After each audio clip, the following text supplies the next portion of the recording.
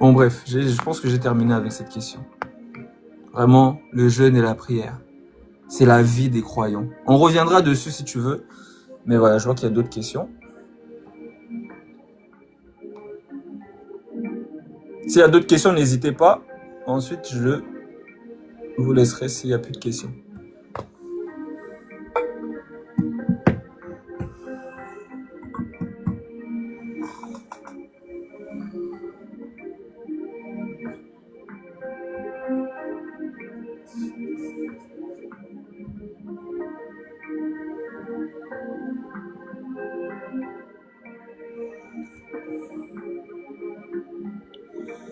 Amen, mon frère. Amen. C'est la marche. La marche. Ah, les saints, vous n'avez pas de questions vraiment. Après, quand je parle, vous allez dire, oh, toi, tu fais tes enseignements, tu dures trop longtemps, tu nous laisses pas poser des questions. Maintenant, quand je dis que vous avez des questions, vous êtes là, vous. Oh, il y a la sœur Emilienne qui a une question. Il y a des gens qui se plaignent de moi et disent que je parle trop. Encore heureux que je parle trop. Des fois, j'ai l'impression qu'ils me combattent. Shalom. Shalom, ma sœur Emilienne. Eh, mon frère, tu ne parles pas trop de vraiment ça. Ça fortifie, je t'assure. Hein. On est dans comment on dit, un combat ou bien un combat. Un combat, non. On est dans une guerre que si tu n'as pas vraiment la force, tu peux pas. Moi-même, je vous parle là. Eh, c'est pas facile. Même dans mon lieu du travail, ma patronne écrit sur moi pour un oui, pour un non. Maintenant, je m'explique, elle me dit, je parle beaucoup. On est combattu vraiment partout. Partout. Même pour prier, pour méditer la parole, tu as cette lourdeur. Tu es là, mais tu comprends rien. Vraiment, les frères et sœurs, c'est que le frère d'Élise dit là. Vraiment, c'est la vérité. Mais si on ne fait pas violence sur nous, quand on veut regarder, je suis fatiguée, je paresse. Tu entends de t'endormir même sans te rendre compte. C'est pour cela que moi, je préfère, même quand mon réveil, ça sonne à 3 heures, quand je n'entends pas, quand mon esprit est programmé, si je ne me suis pas réveillée à 3 heures, à 4 heures, je dois être debout pour prier. C'est comme ça tout le temps.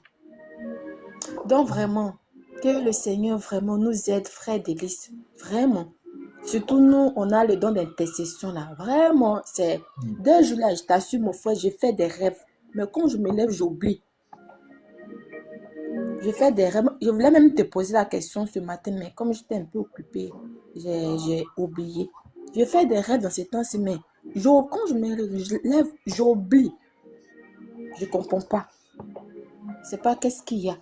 Qu'est-ce qui ne va pas. Donc voilà mon frère. Continue toujours à nous fortifier parce qu'on a vraiment besoin. Parce qu'entends un frère qui parle comme ça de la parole. Même si tu es isolé, ça te motive, ça t'encourage, ça t'aide beaucoup. Même si la personne va parler pendant des heures. Mieux que mon frère me prêche la parole de Dieu pendant des heures que les gens du monde qui vont casser ma tête nuit et jour. Vraiment, je préfère. Vraiment. Je préfère que mon frère prêche la parole, même s'il va rester 10 heures, 20 heures, je préfère. Mais autant au travail, tu as ces stress, ils vont te stresser, ils vont te crier sur toi, oui ou non, même quand tu as fait quelque chose. Mais pourquoi? Mais pourquoi? Je préfère que la parole de Dieu dure parce que ça me fortifie, ça m'aide dans mon moment d'isolement, dans mon moment de toute seule. Au moins, je sais que j'écoute la parole qui me fortifie, qui m'encourage à ne pas baisser les bras. Que Dieu vraiment te bénisse, mon frère. Alors, c'était pour ça.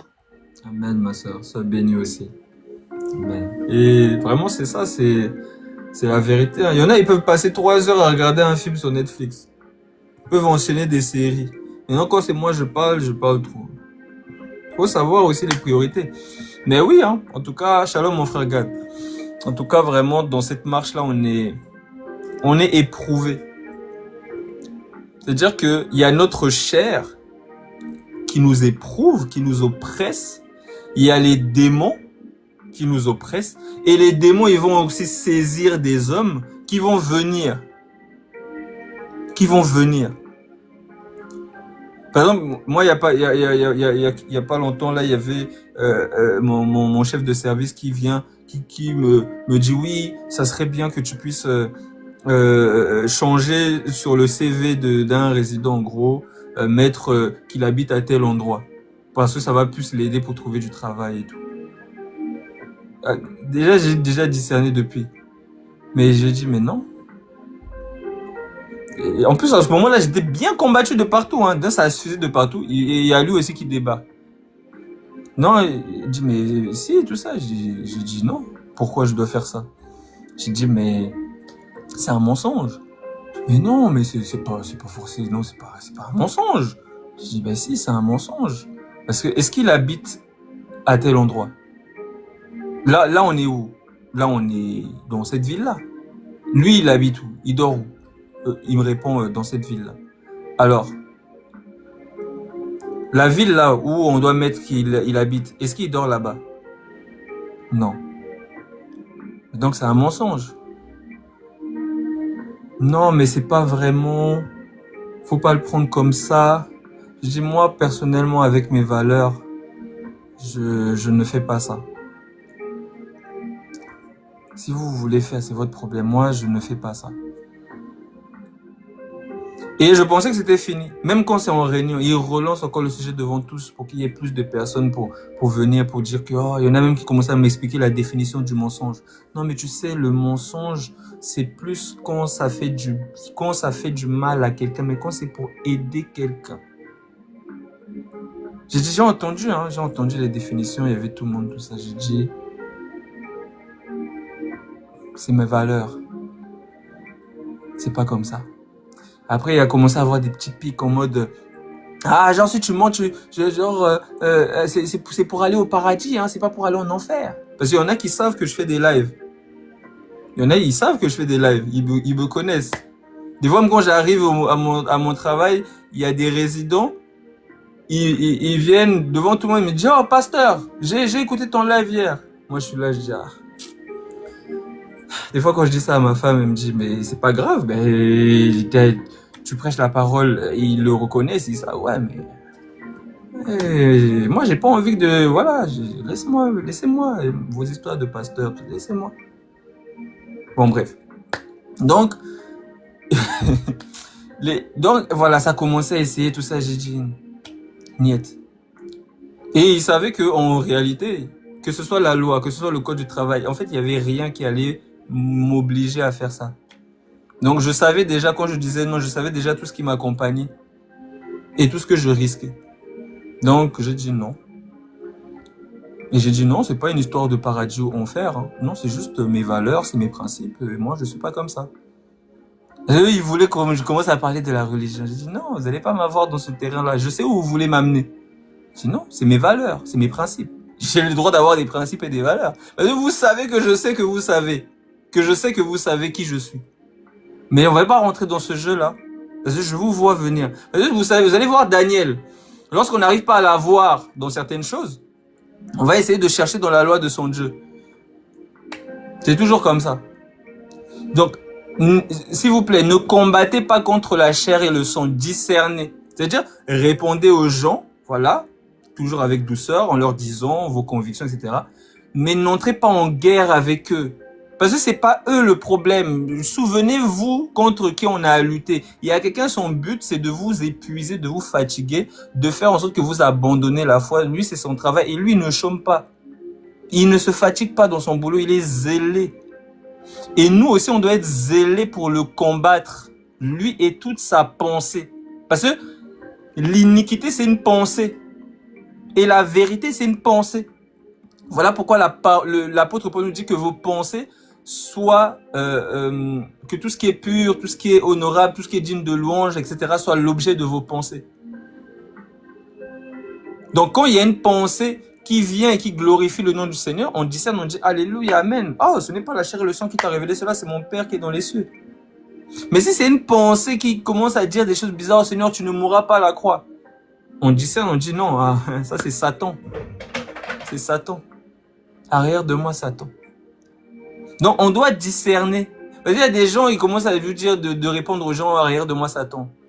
Non, c'est pas ça que le Seigneur veut nous donner d'abord un enseignement. Pour comprendre que nous sommes dans l'esprit et nous sommes dans le discernement. Non, on l'a pas vu parce que c'est un esprit, Satan. Bref, nous sommes dans l'esprit et nous sommes dans le discernement. Donc, ça sert à rien. Oh, des fois j'entends, oh, il y a tel, mon frère, il commence à me faire ci, ma mère, elle commence à me faire ça, mon époux, il commence à me faire ça. Oh, j'ai de la haine, je suis fâché, on s'est même pris la tête. Ne rentrez pas dans ça. Parce que vous rentrez dans le piège de l'ennemi. Vous gardez la parole. Si quelqu'un est réfractaire à la parole, gagnez-le même sans parole, par votre conduite. Vous efforcez-vous. Efforcez-vous de marcher dans la vérité. Tout simplement. Nous, on doit juste marcher dans la vérité. Et l'ennemi va tout faire. Notre chair va tout faire. Des fois, votre chair, elle va essayer de vous ramener dans la distraction, dans les choses du monde, etc. Et c'est à vous de vous faire violence. Et c'est pour ça que l'amour est plus fort que tout. Parce que si tu te souviens qu'il y a quelqu'un à qui tu veux rester attaché, alors tu vas te faire violence, tu vas tirer ta chair pour dire non, sortons de là, vraiment, là, c'est pas édifiant. Mais si tu n'as pas l'amour, tu vas vite partir en fait, tu vas vite être emporté. Donc c'est une guerre, voilà pourquoi la parole elle nous dit soyez sobre, veillez et soyez sobre. Parce que c'est une guerre, si tu ne discernes pas, c'est là que,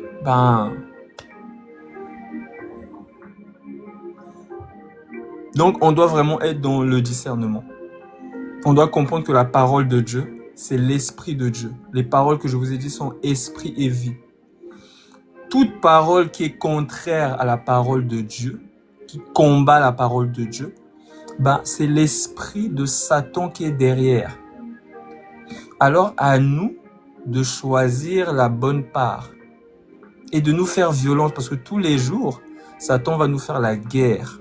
Notre chair va nous faire la guerre et les humains vont nous faire aussi la guerre par rapport à nos principes et nos valeurs, la saine doctrine. Parce que les gens, ils pensent que être chrétien, c'est être dans son coin. Chrétien, c'est dans la société. C'est dehors, c'est partout. C'est dans le dîner de famille, c'est au travail, c'est à l'école, c'est dans le foyer, c'est avec son épouse, etc. C'est ça être chrétien.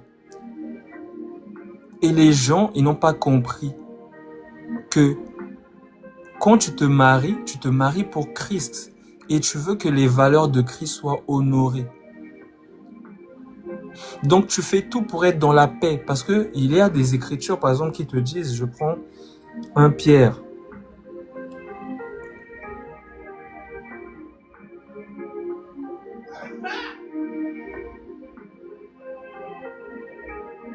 « 1 Pierre chapitre 3,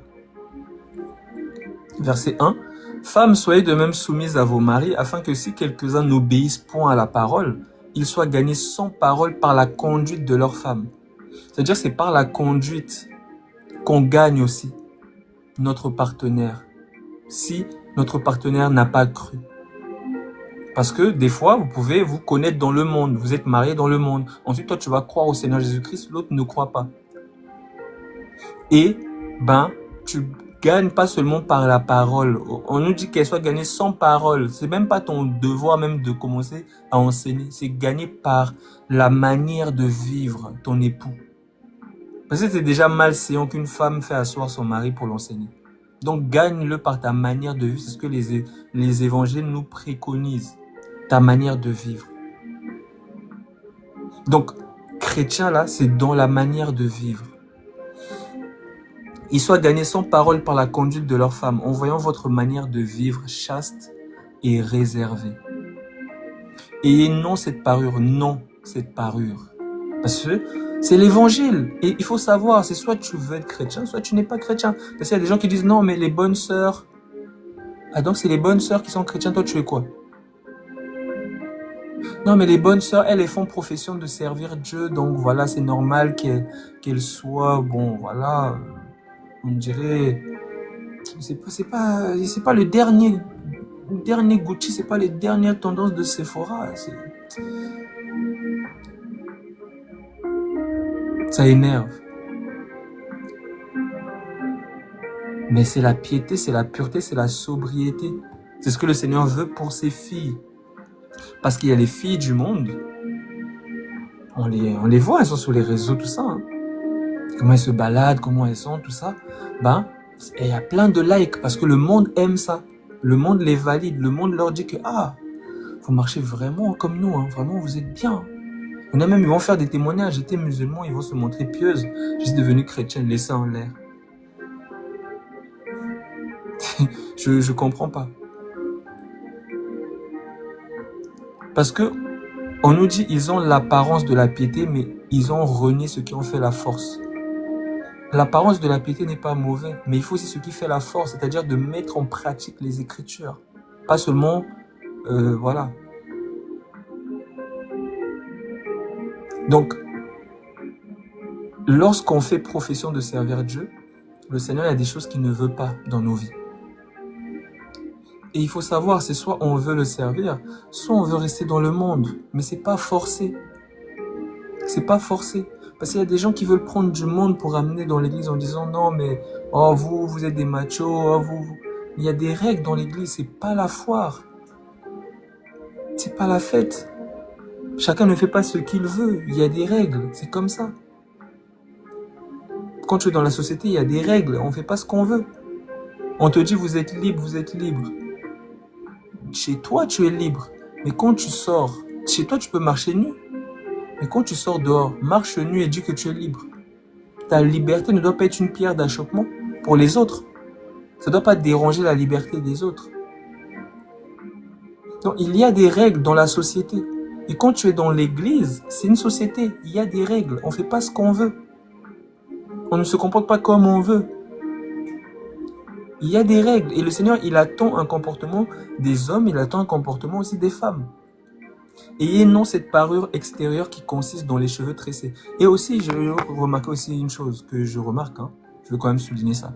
Il y a aussi des personnes qui s'habillent, qui sont pieuses dans leur façon de s'habiller, mais dans leur cœur, elles sont mauvaises. Elles sont toujours en train de parler sur les autres, elles sont toujours en train de faire des congos sur les gens, toujours la mauvaise langue, tout ça, là, les querelles, plein de choses. Et elles vont critiquer celles, par exemple, qui... Voilà, encore des difficultés par rapport à la parure, mais qui, elles, ne pratiquent pas ce mauvais cœur-là. Donc, les deux, en fait, ont un travail à faire, mais l'autre va critiquer l'autre. Non. Toi, tu as l'apparence de la piété, mais à l'intérieur, là aussi, ça doit être lavé. Et toi, l'extérieur n'est pas lavé, mais au moins, à l'intérieur, tu fais des efforts. Donc, parce qu'il y a des femmes aussi qui deviennent orgueilleuses. Comme elles ont l'apparence de la piété, mais elles sont méchantes et commencent à mal parler des autres. Restez calme. De toute façon, on vous connaît. On vous connaît. Si, comme on dit la parole, si tu pratiques des bonnes œuvres, c'est pas pour te glorifier, c'est pour Dieu. Pas pour commencer à dire, non mais moi je m'habille comme ça, regardez elle là. Ta foi que tu as là, garde-la pour toi. Garde-la pour toi. Il y a des gens qui doivent exhorter le peuple de Dieu. Ils savent exhorter avec douceur. Mais vous qui avez des langues bizarres, des langues perverses là, n'allez pas voir les gens. Vous allez comme ça et dire, oh toi tu sais pas t'habiller hein, ma soeur. Il faut quand même que tu fasses un effort. C'est pas comme ça qu'on parle aux gens. C'est pas comme ça qu'on parle aux gens. Donc oui, elle a un effort à faire. Parce que les Écritures ne veulent pas qu'on puisse montrer sa poitrine, qu'on puisse montrer voilà, son postérieur, etc. On doit être pieuse, on doit être sobre. Et pas seulement, on doit aussi pratiquer des bonnes œuvres, être douce, avoir de la retenue, être chaste. Un esprit de douceur. Il y a des femmes, des fois, qui vont avoir l'apparence de la piété, mais elles n'ont pas un esprit de douceur, mais un esprit de querelle. Donc, que chacun s'examine. Ne vous précipitez pas à dire « Et l'autre là ?» Parce que c'est ce que Jean a dit, Pierre, il a dit, quand on lui a dit que toi, quand le Saint-Esprit te prendra et te ramènera même là où tu ne voudras pas aller, il va dire, et Jean là-bas. Le Seigneur va lui dire, Jean, c'est pas ton problème. Si je veux qu'il vive éternellement, qu'il vivra éternellement, mais toi là, suis-moi. Toi, marche dans les Écritures. Ne te précipite pas à jouer l'arbitre, parce que c'est peut-être pas ton rôle. Parce que tu vas mal parler, peut-être tu vas briser la foi des gens. Accueille d'abord les frères et sœurs. Chacun doit être enseigné. On vient tous des endroits, on a tous des passés, on a tous des difficultés. Et l'enseignement maintenant nous restaure nos âmes, restaure notre façon de vivre, de nous conduire, etc., etc. Et on grandit. On commence à obéir de cœur à cette doctrine, de cœur. Pas être dans l'hypocrisie. Parce qu'il y a des gens qui sont dans l'hypocrisie. Il y en a un, par exemple, là, un prédicateur qui voulait que soi-disant, toutes les sœurs qui l'entourent doivent être pieuses. Mais les femmes qui voulaient marier, c'était le bazar. Il leur disait, oh, regarde les mèches là, telle mèche. Moi, j'ai parlé avec une de ses ex qui devait se marier avec lui, qui a arrêté les fiançailles. Il lui disait, mais la perruque, il lui envoyait des perruques, il lui disait, ça c'est bien, tu devrais mettre ça, tout ça. Il lui envoyait des mèches. Il est même quand vous regardez son premier mariage, parce qu'il s'est marié une fois, il a divorcé, ensuite il devait se marier et il a arrêté les fiançailles. Mais la première là, vous allez voir fondre tout ça, mais il lui disait pas oh l'apparence de la piété. Il disait pas ça. Donc l'hypocrisie ça sert à rien. Le plus important c'est de faire les choses avec un cœur libre et léger et investi. Sinon tu vas commencer tu vas peut-être te voiler quand tu es avec les saints et quand tu vas sortir,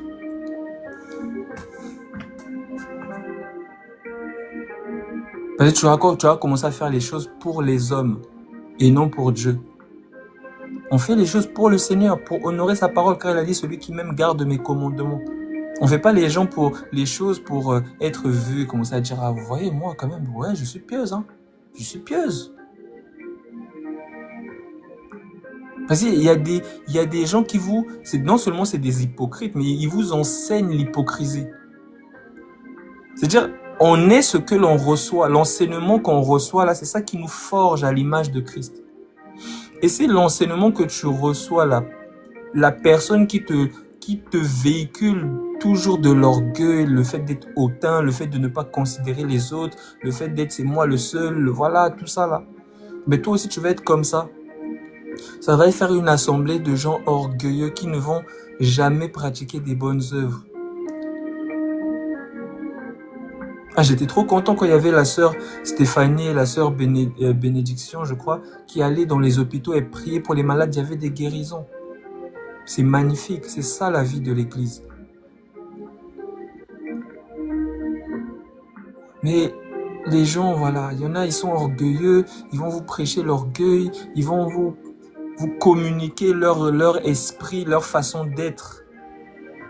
Et vous allez commencer à être orgueilleux avec les gens, à être méchant avec les gens, à traiter tout le monde des perdus, tout ça. Faites attention. Les enfants de Dieu ne sont pas stockés dans un seul endroit. Les enfants de Dieu sont partout dans le monde et il y a des serviteurs partout. Il n'y a pas quelqu'un qui a été envoyé pour une seule génération. Je suis l'ouvrier de la dernière heure. Non.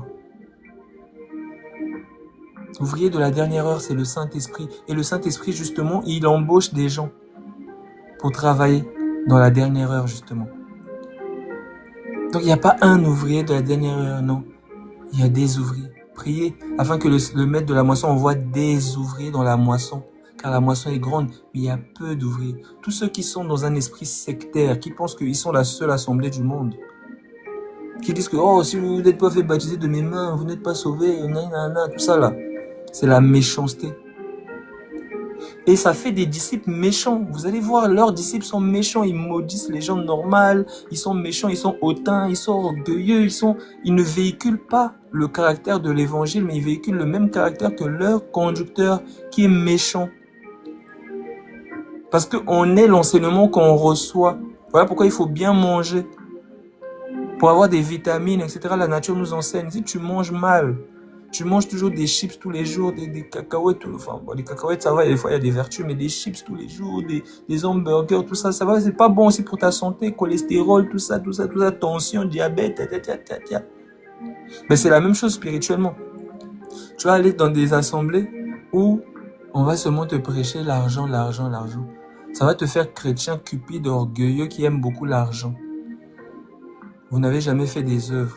Vous n'avez jamais fait du social. Vous n'avez jamais tourné les regards vers les autres. Toujours vous êtes enfermé dans votre bulle entre vous. Vous pensez que vous êtes les seuls chrétiens du monde. Vous pensez que vous êtes les seuls que Jésus est venu visiter. Vous pensez que, pourtant le Seigneur il dit, a écrit à l'assemblée qui est à Éphèse, l'assemblée de Smyrne, de Pergame, etc. Mais vous êtes les seuls, vous êtes la dernière assemblée du monde, vous êtes les seuls, vous devenez orgueilleux, vous commencez. Mais l'église d'Éphèse, là, où ils étaient tièdes, c'était une assemblée du Seigneur. Qui disait que je suis riche, alors qu'il était pauvre, misérable, aveugle et nu. C'était une assemblée du Seigneur. Il y avait aussi d'autres assemblées où ils étaient persécutés, ils étaient en prison. D'autres, ils laissaient la femme Jézabel, c'est-à-dire Satan, enseigner. Un esprit séducteur enseignait des viandes, à manger des viandes sacrifiées aux idoles. Donc, il y avait toutes sortes. Mais le Seigneur vient avertir. Le Seigneur vient toujours parler. Il va toujours venir avertir Saül. Il va toujours venir avertir David. Si Saül se répond, c'est bien. S'il ne se répond pas, il part. J'ôterai ton chandelier du milieu de toi. Si David ne se répond pas, il part. Mais si David se répond, il lui laisse la royauté. Il peut le châtier parce qu'il châtie celui qu'il aime. Mais il va toujours être avec lui. Donc, soyons humbles, soyons simples. Soyons simples. Soyons simples. On n'est pas meilleur que quelqu'un.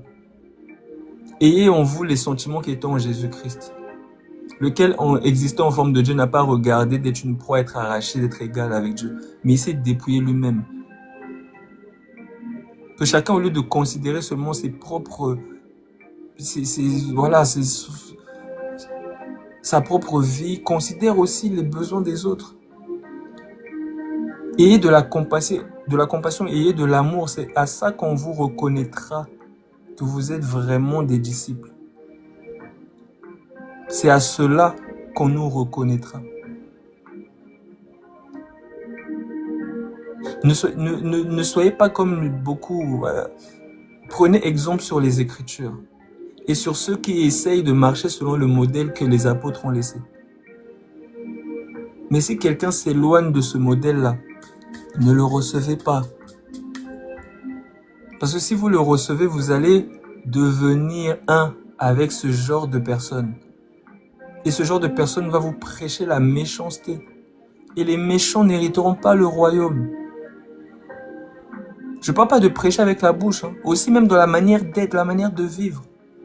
De négliger les autres, de négliger les pauvres. Là, j'ai même entendu qu'il y a une sœur qui a été chassée elle a été chassée de chez elle parce qu'elle n'arrivait plus trop à payer son loyer et tout. Elle vient voir ce fameux conducteur-là, avec son gros ventre, celui qui a la parole faite chair. Et elle lui dit tout ça. Et qu'est-ce qu'il lui répond? Elle lui dit que lundi, je serai dehors. Il lui répond quoi? Il lui dit que, moi je t'avais dit que tu devais pas te marier avec cet homme-là. Je t'avais dit que il était pas bien. Tu ne m'as pas écouté, maintenant, débrouille-toi en gros. Pourtant, la même personne dit que je peux me payer des costumes à 8 000 €. Mais si tu peux te payer des costumes à 8 000 €, est-ce que tu peux pas prendre en charge, vite fait, cette personne? Sachant que c'est quand même une de tes prophétesses qui prophétisait, qui voyait tout ça. Aucune compassion, un cœur froid.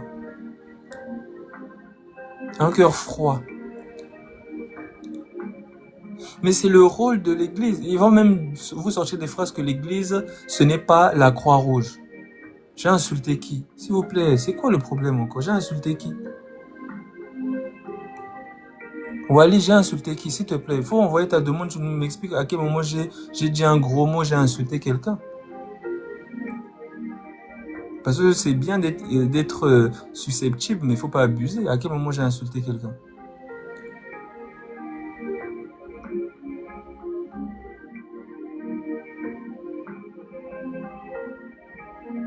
Wally, tu peux me répondre, hein? Ah, gros ventre, c'est une insulte, mais c'est un fait, c'est un constat. Attends, je vais te donner même une écriture qui parle de ça.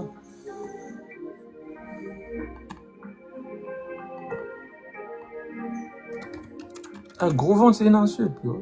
Eh ben, les enfants de Dieu sont devenus douillés. Hein.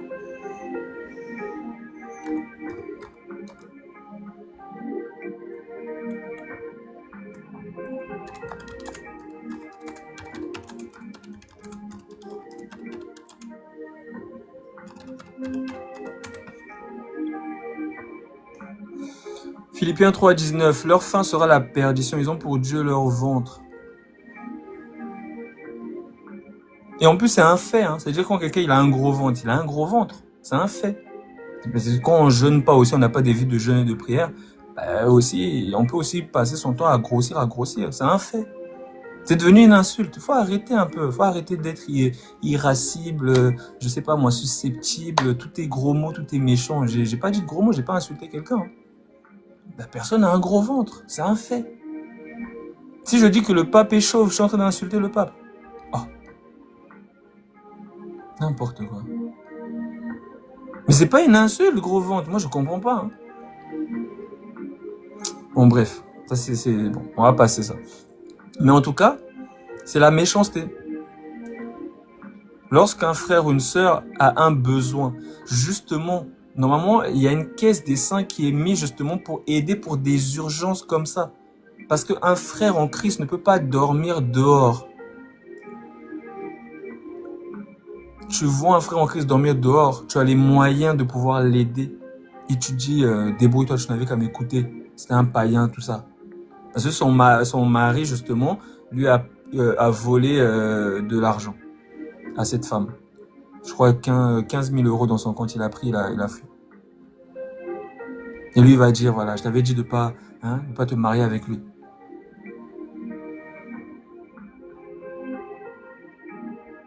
Donc même si elle a fait des erreurs, même si voilà, elle a aimé quelqu'un, voilà, la vie nous enseigne aussi. Des fois, on passe par des moments difficiles.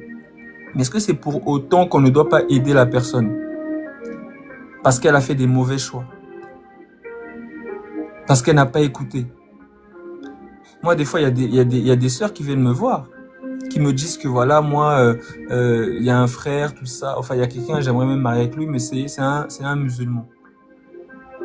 Je leur dis que selon les Écritures, ça n'existe pas.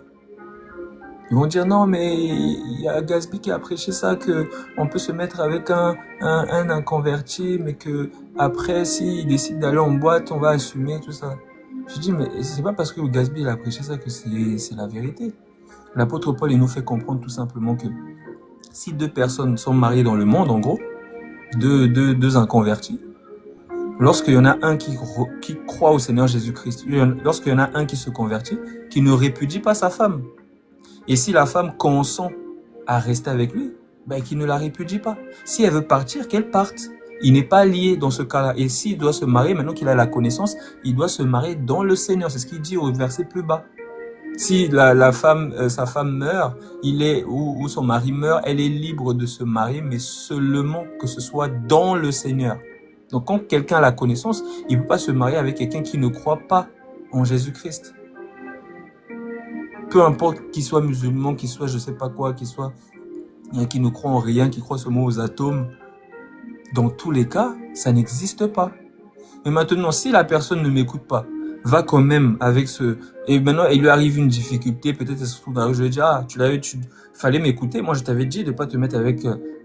ou quand la personne va me dire, mais mon frère, le gars il m'écoute pas, il dit qu'on ne va pas, je viens pas à la mosquée, ça commence à l'énerver, des fois il va en boîte, et tout. Je vais lui dire, mais moi je t'avais prévenu, pourquoi tu m'appelles déjà? Non, je vais continuer à la conseiller. Je vais dire, mais maintenant que tu es avec lui, maintenant, essaie maintenant de mettre en pratique 1 Pierre 3. De le gagner sans parole, par ta manière de vivre. De pas te prendre la tête avec lui, de chercher les bagarres, je sais pas quoi. Maintenant que tu es dedans, tu peux pas sortir. Donc marche dans la vérité. Toi, garde la vérité. Et si lui, après, s'il veut plus de toi, s'il veut partir, qu'il fasse ce qu'il veut. Mais toi, garde les Écritures. Donc, les gens peuvent faire des mauvais choix dans la vie. Mais c'est pas pour autant qu'on doit dire que la dernière fois tu m'as pas écouté, maintenant voilà, tu as tout perdu, débrouille-toi. Ça, c'est la méchanceté. L'église, justement, aide pour ce genre de choses. Quelqu'un qui dit que j'achète des costumes à 8 000 €. La personne n'est pas capable, justement. 8 000 euros, ça fait quoi? Ça fait... Ici, par exemple, tu achètes un costume à 8 000 euros. Bon. Imaginons. Non, la personne a dit... Oui, c'est ça, 8 000 euros. Les costumes. Ça veut dire, bon, imaginons, tu enlèves 1 000 euros. Même un costume à 1 000 euros, je trouve ça excessif, mais bon, c'est pas grave. Tu as envie de te faire plaisir, tu achètes ton costume à 1 000 euros. Il te reste 7 000 euros. Avec 7 000 euros, tu as plusieurs mois de loyer. Tu as plusieurs mois.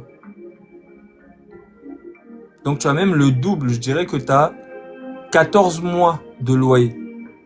Parce qu'il y a des loyers à 500 euros, il y a des loyers à 400 euros, il y a des studios peut-être, tu peux trouver, Donc, cette sœur-là qui va dormir dans la rue, il y a toujours moyen de s'organiser pour trouver une solution, le temps qu'elle puisse se refaire, je sais pas, il y a toujours possibilité, ou même de l'accompagner. Il y a peut-être des travailleurs sociaux parmi les chrétiens, etc., pour accompagner cette personne, etc., pour l'aider, peut-être à trouver peut-être un centre d'hébergement, d'urgence ou autre. Il y a des choses. Mais dire débrouille-toi, c'est ton problème, tu n'avais qu'à m'écouter, à pas te mettre avec un voyou. Ben non. Donc, je répète, chrétien, c'est vraiment une vie. C'est pas un slogan. Parce qu'il y a des gens, ils peuvent te dire par exemple, bon, moi je suis, ils disent que musulman ça veut dire soumis à Allah. Ok. Maintenant, des fois, ça va être, voilà, le ramadan, ils vont être là, après le ftor, ils vont fumer, ils vont brûler les voitures, ils vont se battre, etc. Ils vont faire... Mais c'est pas ça. Si tu crains vraiment Dieu, mais marche dans la vérité. Marche dans ce que tu appelles la vérité, parce que c'est pas la vérité. Mais au moins, si tu crains Dieu, parce que Dieu, c'est même pas d'abord des mots. Dieu, il parle aussi à nos cœurs. Il y a comme cette voix douce qui te dit, va t'excuser, pourquoi tu fais ça? Pourquoi tu agis comme ça? Va t'excuser, reconnais au moins tes torts. Là, tu as bien vu que tu as déconné. Il y a une petite voix qui nous montre que, qui nous accuse ou qui nous montre que, là, on a bien, on sait. On n'a pas besoin d'un enseignement pour savoir que ne pas pardonner, insulter les gens, c'est mauvais. Même si tu es kémi, tu es je sais pas quoi là. Les bonnes manières, c'est naturel. C'est naturel. Je dirais pas que c'est naturel parce que voilà, le péché a apporté beaucoup de choses dans le monde, mais c'est ça déjà, croire en Dieu. Donc on nous dit, mais la parure, ayez non cette parure, 1 Pierre 3 verset 3, et non cette parure extérieure qui consiste dans les cheveux tressés, les ornements d'or ou les habits qu'on revêt, mais la parure intérieure est cachée dans le cœur, la pureté incorruptible d'un esprit doux et paisible qui est d'un grand prix devant Dieu. Ainsi se paraient autrefois les saintes femmes qui espéraient en Dieu, soumises à leur mari, comme Sarah qui obéissait à Abraham et l'appelait son Seigneur. C'est d'elle que vous êtes devenues les filles en faisant ce qui est bien, sans vous laisser troubler par aucune crainte. Marie, on passe au mari. Montrez à votre tour de la sagesse dans vos rapports avec vos femmes, comme avec un sexe plus faible. Honorez-les, comme devant aussi hériter avec vous de la grâce de la vie. Qu'il en soit ainsi afin que rien ne vienne faire obstacle à vos prières. Donc, si ta femme, elle est irritée contre toi, ça fait obstacle à tes prières. C'est-à-dire que si tu es vraiment un chrétien, tu dois toujours faire en sorte que ta femme, ne soit pas dans la haine, ne soit pas dans la colère contre toi. Parce qu'on te dit qu'avant de venir faire ton offrande, si tu te souviens que ton frère a quelque chose contre toi, pose ton offrande, va d'abord te réconcilier avec ton frère, ensuite viens faire ton offrande. Donc, en tant que mari, je parle un peu aux époux. Le mari, c'est un conducteur, un leader. Et le conducteur, le leader, c'est pas celui qui dit « Oh, c'est moi le boss ici, si vous ne me connaissez pas, c'est celui qui montre d'abord l'exemple, dans son zèle, dans sa manière de vivre, etc. Donc, si ta femme, peut-être, elle va manifester peut-être des mauvais caractères envers toi, mais toi, tu es l'homme, tu dois lui montrer l'exemple, tu dois avoir beaucoup plus de maturité déjà. Tu dois pas rentrer dans le jeu de vous faire la guerre, C'est pas comme ça. Tu dois être un conducteur. Tu dois être un modèle. Il y a l'écriture qui dit, Marie, aimez vos femmes. On nous dit, Dieu a tant aimé le monde qu'il a donné. Le plus grand amour, c'est de donner sa vie pour ses frères. L'amour implique des œuvres. Celui qui m'aime garde mes commandements. Donc l'amour, c'est pas genre, je dis, je t'aime, je t'aime, je t'aime. Parce qu'il y a des gens qui chantent, Jésus, je t'aime, je t'aime. Mais l'amour, c'est pas juste chanter. L'amour, c'est aussi, c'est une vie. C'est une vie. Donc par amour, on peut des fois faire des concessions, on peut éviter certains problèmes. On peut reconnaître. Ou on peut venir aussi s'excuser. Parce que même si la personne a raison, même si par exemple tu as raison, tu es le mari, tu as raison. Mais tu vois que ça va amener des disputes qui ne servent à rien. Alors, si tu t'excuses pour qu'il y ait la paix, plutôt que tu restes sur tes positions pour qu'il y ait la guerre. Mais ce n'est pas ni à ton avantage, ni à celui de ta femme, ni à celui de tes enfants, ni à celui de ton foyer. Parce que tes prières ne mentent pas. Donc toi, tu dois toujours veiller. C'est pour ça que quand je dis de se marier dans le Seigneur, les gens ne comprennent pas. Joseph, quand il va voir la femme de Potiphar, quand la femme de Potiphar, elle vient le voir, elle lui dit, couche avec moi. Joseph, il lui dit, je ne peux pas faire ça. Je ne peux pas commettre un aussi grand péché envers Dieu et aussi envers ton mari qui m'a confié toute la maison. Il m'a juste dit de ne pas te toucher. Non, toi, tu me dis, couche avec moi. Et il va fuir. Parce qu'il a la crainte de Dieu, premièrement, et il respecte aussi le mari de la femme. Donc, il ne peut pas lui faire ça, coucher avec sa femme pendant qu'il n'est pas là. Donc, il a aussi de la morale par rapport à son mari. Mais si tu ne te maries pas avec quelqu'un qui a ce genre de valeur, qui craint le Seigneur, mais si une femme lui dit, mais ça va rester entre moi et toi, personne ne va savoir, ta femme, elle ne saura pas. Viens, on couche ensemble, on passe des bons moments ensemble. Personne ne saura. Hein, moi aussi, je passe par des moments difficiles avec mon mari. J'ai besoin de me détendre. Faisons-nous un peu plaisir. Est-ce que ça va nous tuer? De toute façon, nos maris ne sauront pas. Mon mari ne saura pas, ta femme ne saura pas. Ça reste entre nous. On emportera ça dans la tombe. En plus, regarde comment je suis belle. Parce que la femme de Potiphar, elle était les Égyptiennes. Ah, les Africaines. Elle était belle, hein. Mais lui, il craignait l'Éternel. Il dit, je ne peux pas commettre un aussi. Je prends cette écriture, peut-être quand je parle comme ça, il y a des gens qui se disent, mais oui, il n'invoque pas des versets, lui aussi, là. Et ces lunettes carrées, là. Genèse chapitre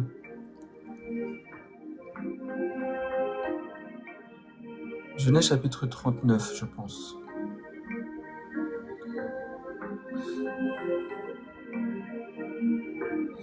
On nous dit au verset 1, on fit descendre Joseph en Égypte, et Potiphar, officier de Pharaon, chef des gardes égyptiens, l'acheta des Ismaélites qu'il y avait fait descendre. L'Éternel fut avec lui et la prospérité l'accompagna. Il habitait dans la maison de son maître l'Égyptien.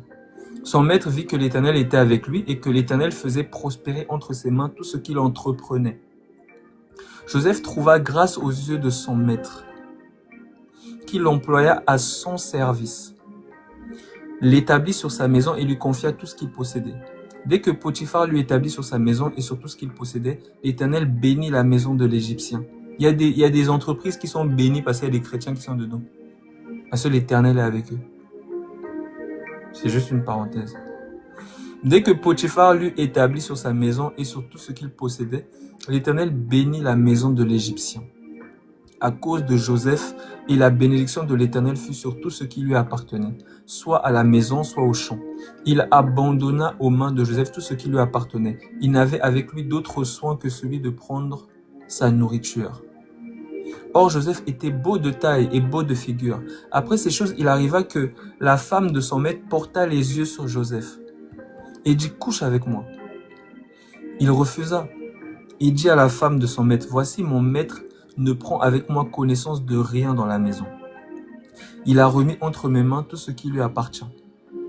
Il n'est pas plus grand que moi dans cette maison. Il ne m'a rien interdit, excepté toi, parce que tu es sa femme.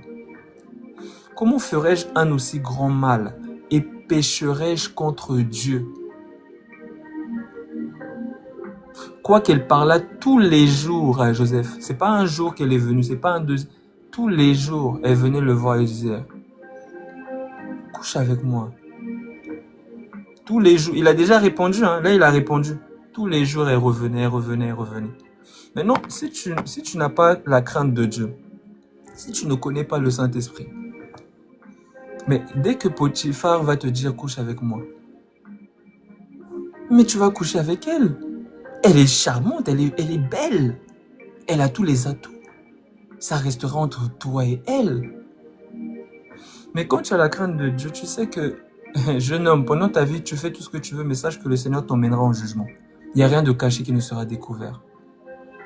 Et surtout, mais ça attriste le cœur de Dieu.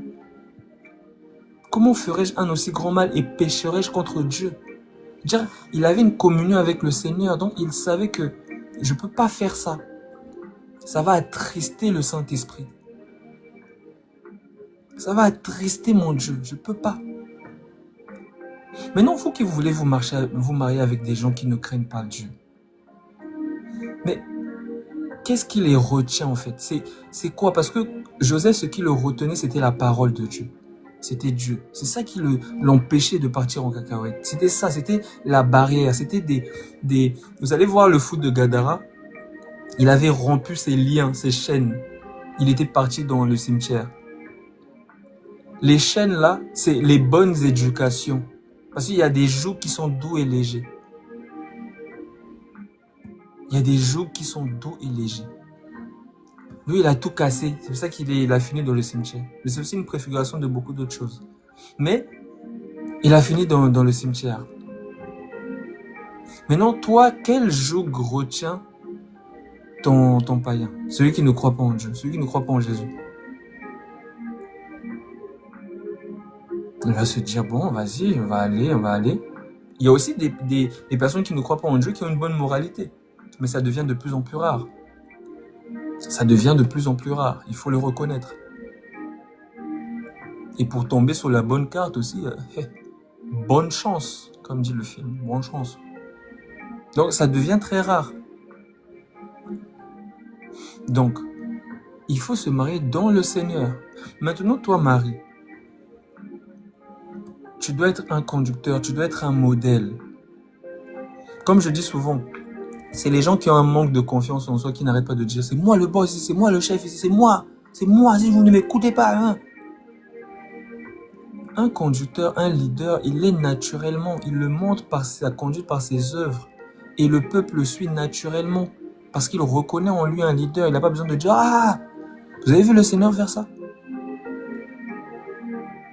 Vous avez vu le Seigneur faire ça? »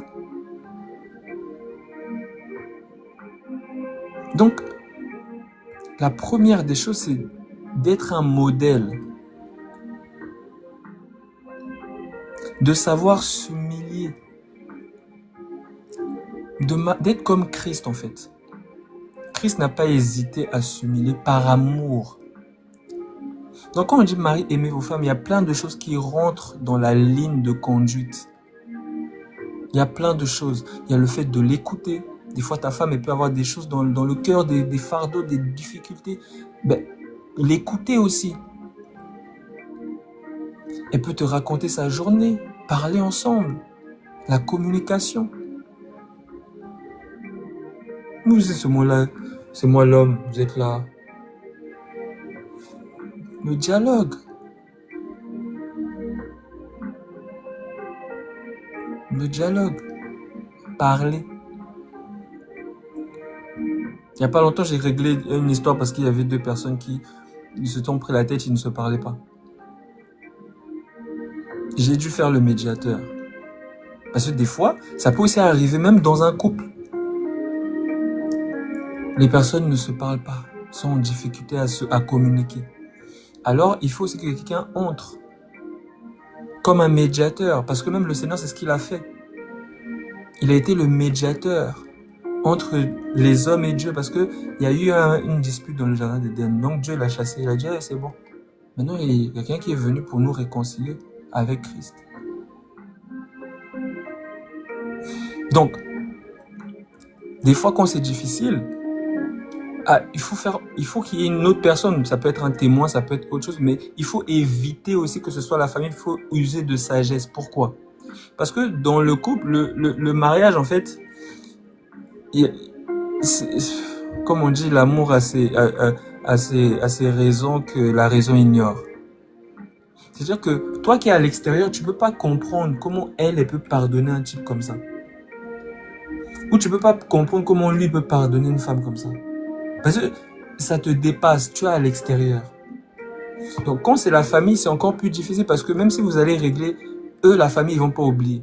Donc quand vous amenez une troisième personne pour justement faire la médiation, il faut que ce soit une personne qui soit un peu neutre.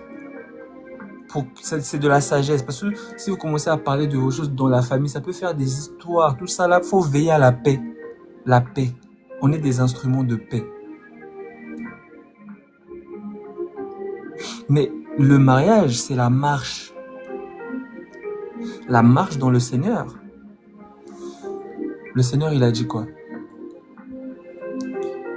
Lorsque vous allez me suivre, vous aurez des persécutions. Il y aura des tribulations. Ne vous inquiétez pas, j'ai vaincu le monde. Celui qui veut me suivre, il faut qu'il renonce à lui-même, qu'il porte sa croix. Le mariage. L'apôtre Paul il dit que vous aurez des tribulations dans la chair. Il vous fait comprendre que vous devez renoncer à vous. Parce que vous venez de deux cultures différentes, de deux éducations différentes, de deux peut-être nationalités différentes, etc. Donc, vous devez vivre ensemble, vous devez vous habiter ensemble. Donc, si tu ne renonces pas à toi, dès qu'il y aura un truc qui ne va pas, c'est bon, je divorce. Mais si tu as compris déjà que le mariage, c'est jusqu'à la muerte, jusqu'à ce que la mort nous sépare. C'est ça le dicton qu'ils font là-bas, dans le monde. Mais eux, ils attendent pas la mort maintenant. Avant, il y en a qui attendaient la mort, mais ils attendent plus la mort. C'est là maintenant, ça divorce à tout bout de champ, etc. Mais ce n'est pas la volonté de Dieu. Au commencement, il n'en était pas ainsi. Voilà pourquoi il y a un verset dans Malachie 2 qui dit que le Seigneur est la répudiation. Il déteste le divorce.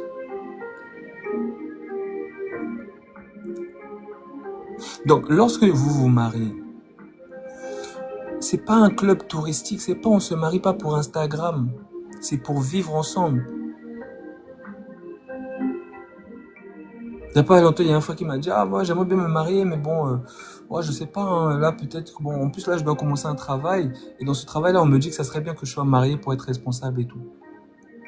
Je dis, mon frère, on se marie pas pour avoir une bonne vision ou un bon travail ou qu'on soit vu comme responsable, non. Le mariage, c'est un engagement, c'est un chemin à vie. Tu dois te réveiller avec la même personne, tu dois vivre avec elle jusqu'à la fin de tes jours.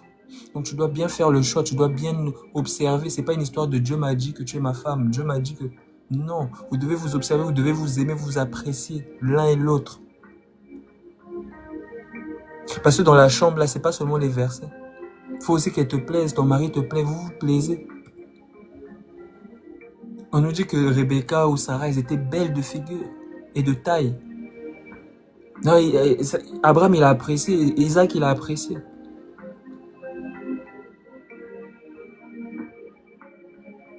Donc,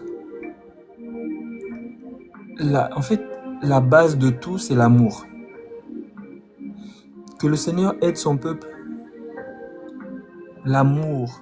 Et quand on entend l'amour, mes frères et sœurs, parce que les gens ne savent pas c'est quoi l'amour. On te dit par exemple, si ton frère a péché contre toi, donc même l'amour là, dans l'amour là, il peut y avoir des fois des petites frictions. Mais ce qui montre qu'il y a l'amour, c'est la réconciliation. Mais il y a des gens qui disent, moi je veux une église où c'est parfait, il n'y a pas de problème, tout ça. Non, ça n'existe pas. Des fois, il y a des frictions. Parce que dans l'arche, il y a plusieurs animaux qui entrent dans l'arche de Noé. Là. Il y a le crocodile, il y a la panthère, il y a la girafe, il y a la colombe, il y a la brebis. Donc tous, ils sont là. Il y en a qui sont des carnivores. Donc, ils ont des caractères. C'est des caractères qu'on nous montre. Il y en a, ils ont des caractères de cochon. D'autres, ils ont des caractères de renard. Ils sont malicieux. D'autres, c'est des colombes. Elles sont toujours douces avec tout le monde. Même quand tu parles sévèrement, elle dit, mais pourquoi tu es méchant comme ça, mon frère? Elle ne discerne plus la sévérité de l'esprit et être méchant. Parce que c'est des colombes. Elles sont douces, quoi. Donc, vous êtes tous là dans l'arche, vous devez vous supporter, vous aimer. Supportez-vous les uns les autres et pardonnez-vous les uns les autres comme Christ vous a pardonné. C'est aussi ça le mariage. Il y a aussi le pardon. Il y a aussi le pardon. Se bouder, se faire la guerre, c'est pas ça parce que, comme je disais à deux personnes cette semaine, je leur disais que l'esprit de Satan ne va jamais vous pousser au pardon. Non. Et l'esprit du Seigneur ne va jamais vous pousser à la division. Donc discernez. Là où c'est l'esprit du Seigneur. Là où il y a l'esprit du Seigneur, il y a la liberté. Il y a la paix, il y a la joie. Donc, discerner, c'est qui veut vous détruire, qui veut détruire votre foyer, votre famille, votre mariage, votre tout. Discerner, c'est quel esprit. Parce que nous n'avons pas à lutter. Parce que oui, ça aussi les gens ont oublié. Parce qu'on n'est pas des païens. Donc quand on se marie, on sait qu'il y a une guerre spirituelle. Et Satan n'aime pas le mariage. Parce que la première assemblée, c'est le mariage. Les premiers disciples, c'est les enfants. Satan n'aime pas le mariage. Parce que le mariage, c'est reflète Christ et son épouse. Vous allez voir, à chaque fois qu'on parle du mariage, l'apôtre Paul va parler du mariage, il va toujours comparer à Christ et à son église, à l'époux et son épouse. Il va toujours comparer. Parce que Christ, il supporte aussi son église. Il en prend soin. Donc pareil pour le mariage, l'homme aussi, il doit supporter des fois. C'est pour ça qu'on nous dit que comportez-vous avec vos femmes avec sagesse comme avec un sexe plus faible. C'est les apôtres poussés par l'esprit qui te rappellent que des fois ta femme, elle peut être dans les émotions, elle peut partir en cacahuète, etc. Mais toi, montre l'exemple, sois patient, sois mature. Sois mature. Donc, le Saint-Esprit doit rééduquer nos âmes. C'est ça qu'on appelle le renouvellement de l'intelligence. Parce que les gens, on leur a fait comprendre qu'être chrétien, c'est seulement tu vas à l'église le dimanche, tu chantes, tu rentres chez toi. Chrétien, mon frère, ma soeur, c'est une vie. On vous a menti. On vous a escroqué. Chrétien, là, c'est une vie. C'est une vie de tous les jours. Il y aura des difficultés, il y aura des choses, il y aura... Mais toi, sois un instrument de paix. Que ce soit dans ta famille, parce qu'il y a des chrétiens, des chrétiennes, elles sont en froid avec toute leur famille. C'est la guerre. Elles sont en guerre avec tout le monde. Et elles chantent quand même leur louange. Alléluia. Elles ne comprennent pas que celui qui n'a pas soin des siens, et principalement des ceux de sa famille, il est pire qu'un païen, qu'un infidèle. Il a renié la foi, il a apostasié. Donc tout ça, ça doit nous enseigner. Chrétiens, c'est pour ça que le Seigneur me dit de beaucoup enseigner. Parce qu'on a fait croire aux gens que être chrétien, non. Quand on parle par exemple des bonnes œuvres, de s'occuper des pauvres, de donner même à ceux qui enseignent l'évangile, ça paraît comme quelque chose de nouveau. Ou bien, il y a des gens qui vont dire, oh non, c'est la cupidité, tout ça, c'est la... Parce qu'ils sont habitués, bon, il y en a, ils se sont bien fait dépouiller par des escrocs, des voleurs. J'espère que je suis pas en train d'insulter, hein. Parce que bon, des fois quand je dis des choses, on peut dire que j'insulte. Non, c'est vraiment des escrocs. Il y a des voleurs, et voilà. Donc, ces personnes-là, ils ont dépouillé des gens. Ils ont, comme on dit, ils dépouillent des maisons pour un gain déshonnête. Ils enseignent pour un gain déshonnête ce qu'il ne faut pas enseigner. Ils dépouillent des maisons et ils ne prennent pas soin des gens. Ils n'en ont que faire. Eux, c'est juste l'argent, l'argent, l'argent, l'argent, l'argent. Mais c'est pas pour autant que le fait de s'occuper des serviteurs du Seigneur, c'est un péché. C'est pas pour autant. Ne mélangeons pas tout, parce que oui, il y a les faux, mais il y a aussi les vrais. Il y a ceux qui ne craignent pas le Seigneur, mais il y a aussi ceux qui le craignent, ceux qui veulent le servir, et ceux qui s'occupent de son église. Parce qu'il y en a qui n'ont que faire. Ils peuvent même laisser l'église en vue. C'est-à-dire, ils voient ton appel, et ils voient ton message. Même, ils ouvrent même, laissent même les vues, ils regardent. Énervé. Mais il y en a qui ont ce cœur-là, qui écoutent, qui veulent prendre soin, qui veulent exhorter, fortifier, consoler, restaurer. Parce que le Seigneur dit qu'il donnera aussi des bergers qui doivent panser les blessures des brebis. Donc, il faut aussi penser les blessures, parce qu'il y a des blessures dans le monde, on sort de quelque part. Il y a eu des blessures, il y a eu des abus, il y a eu des gens qui ont fait n'importe quoi avec nos vies, etc. Nous-mêmes aussi, on a fait n'importe quoi, nous-mêmes, on était méchants avec les gens, etc., etc. Donc, on est blessé. Et l'église, c'est l'hôpital où on est restauré, où on apprend à se supporter entre malades, car ce n'est pas les bien portants qui ont besoin du médecin, mais c'est justement ceux qui sont malades. Donc, ils sont restaurés par l'Esprit qui est là au milieu de son Église et qui enseigne au travers des conducteurs, etc., qui fortifie, tout ça. Donc, il y a des gens, j'ai l'impression, quand on leur prêche l'évangile, on dirait on leur prêche un commandement nouveau. On leur prêche un nouvel évangile.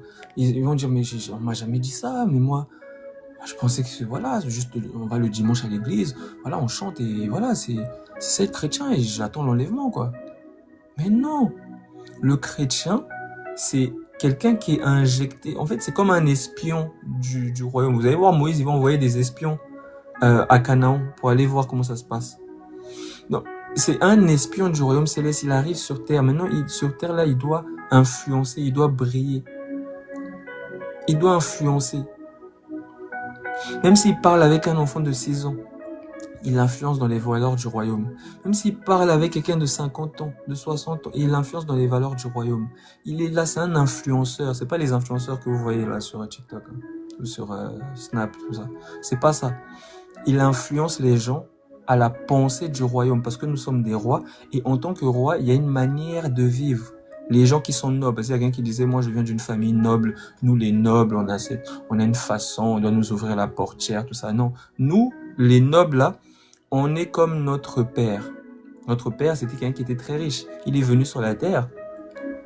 Il est même né dans une bergerie. Il aurait pu naître à l'hôtel Hilton. Il est né dans une bergerie.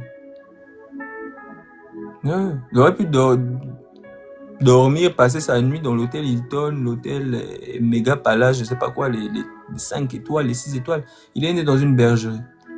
Il dit, le Fils de l'homme n'a pas un endroit où nous poser sa tête. Il avait seulement son vêtement là qui mettait tout le temps, qui était rouge. Donc, il était là et il était au service. Et nous, on doit toujours chercher à l'imiter. C'est ça être chrétien, c'est chercher à être tous les jours, à faire ses efforts pour être comme lui. On fait tous nos efforts, on essaye. Et on sera aussi combattu pour qu'on fasse plus comme Satan. Mais nous, on doit combattre, se faire violence pour qu'on soit comme lui. Et lui aussi, il nous aide parce qu'il ne nous laissera jamais seuls. Il a dit, je suis avec vous jusqu'à la fin du monde. Donc, il est là avec nous. Il nous aide dans nos faiblesses. Il nous fortifie. Il nous appelle. Lorsque Satan vient nous dire, ah, tu es un fils de la perdition, regarde ce que tu as fait. Il nous dit, relève-toi, viens dans ma présence. C'est un consolateur, ce n'est pas un accusateur. L'accusateur, c'est Satan. Mais lui, il nous dit, relève-toi, mais pratique tes premières œuvres, marche dans la vérité, fais des efforts. Et des fois, tu vas faire des efforts, mais tu vas sortir comme une force qui te tire vers le bas. Et tu vas être là, tu vas peut-être te culpabiliser, tu vas te dire, mais vraiment, j'ai l'impression, vraiment, peut-être on dirait que je suis un fils de la perdition, tout ça. Mais garde la foi. Attache-toi à lui, fais encore des efforts demain. Tous les jours, quand je te réveille, tous les jours, fais des efforts. Et tous les jours, Satan aussi va faire tous ses efforts pour que tu ne mettes pas en pratique la parole de Dieu. Tous les jours, c'est la guerre. Chaque jour, quand tu lèves les yeux, tu sais qu'aujourd'hui, Bon, c'est la guerre. Ça veut dire que je sais pas par où Satan va passer pour me faire pécher contre la loi de mon Dieu, mais je sais que je suis en guerre. Tu as déjà la couleur, en fait. On t'a déjà annoncé la couleur. Nous sommes, même le président Emmanuel Macron, il a dit le jour du Covid, il a dit nous sommes en guerre. Toi, je sais pas, tu pensais à quoi? Tu pensais, je sais pas à quoi. Non, on est dans les choses de l'esprit. Nous sommes en guerre. Mais nous, ça fait longtemps qu'on est en guerre. Depuis que tu as cru que tu es venu prendre ton baptême au nom de Jésus-Christ. Quand tu as cru là, c'est là que ça a commencé. Tu as changé déjà de manière de penser. À partir de là, c'est la guerre.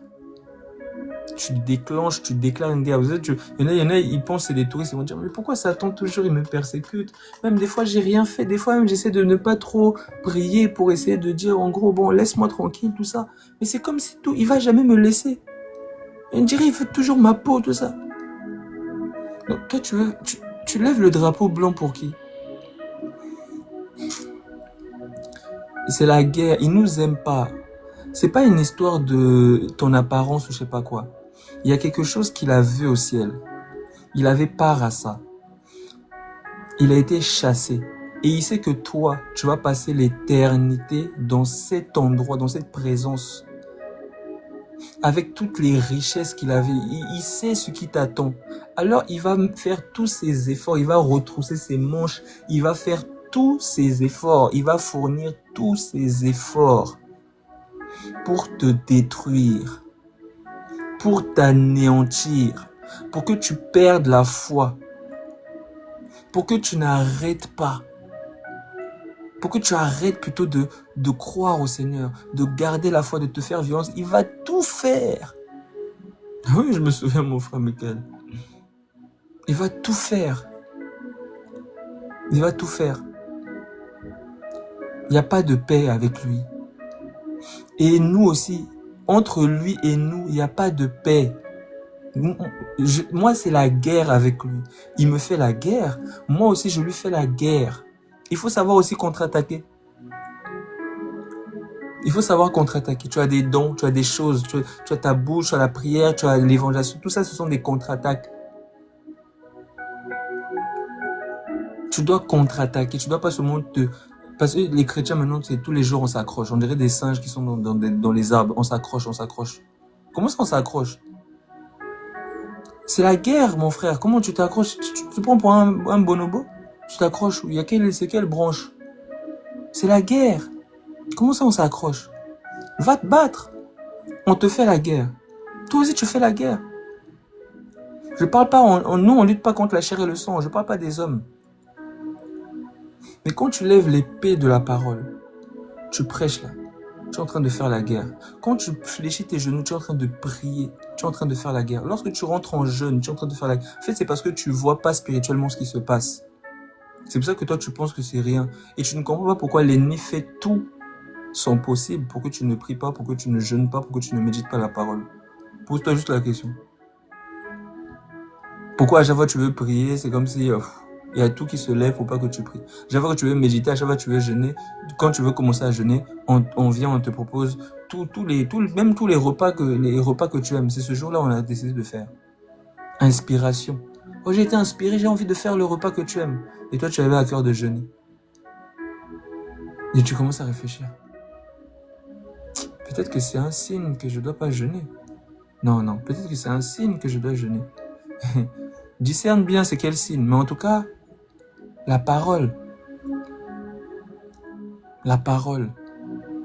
Faisons tous nos efforts. Chrétien, c'est pas un slogan. Marié, c'est pas un slogan. Être employé, être employeur, parce qu'il y a même on nous dit que ceux qui sont employeurs, les maîtres, ceux qui, ceux qui ont des personnes qui les servent, etc. là.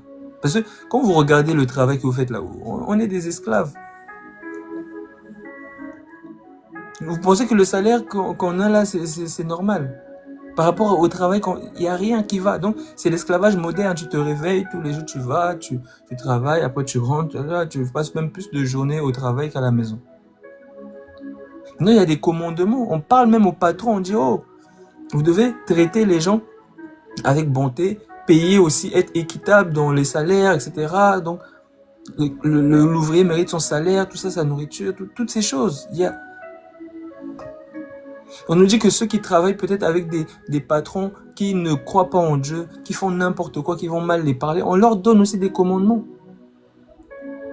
Que si vous êtes persécuté à cause de la justice, réjouissez-vous, parce que c'est mieux que vous soyez persécuté parce que vous êtes chrétien, plutôt que vous soyez persécuté parce que vous avez volé, ou vous avez attrapé la femme de quelqu'un, vous avez couché avec la femme de quelqu'un, ou je ne sais pas quoi. Donc vraiment, soyons fortifiés. Faisons-nous violence. Ne déclarons jamais forfait. Tous les jours, c'est la guerre. Et si tu n'as pas compris que tu es un soldat qui était enrôlé dans l'église, et l'église, c'est une armée. Et celui qui nous conduit, c'est le chef des armées. Donc, il y a une guerre. Et devant nous, il y a des démons, ils sont quoi? C'est pas les démons que vous voyez qui disent, c'est bon, j'arrête de tenir son mariage, j'arrête, je sors, sors là, c'est bon, je m'en vais, je suis sa grand-mère, je tenais son mariage dans la marmite au village, mais c'est bon, je pars. C'est pas eux, ils sont coriaces. Tous les jours, ils font couler le sang. Ils sont zélés. C'est des soldats. Il y a des principautés, il y a des chefs. En fait, c'est comme une entreprise. C'est pour ça qu'on nous dit que le royaume de Satan, là, il n'est pas divisé entre eux. Ils ne sont pas divisés. C'est les hommes qui sont divisés. Eux, là, ils sont très organisés. Et le royaume des cieux aussi doit être comme ça. L'église, organisée.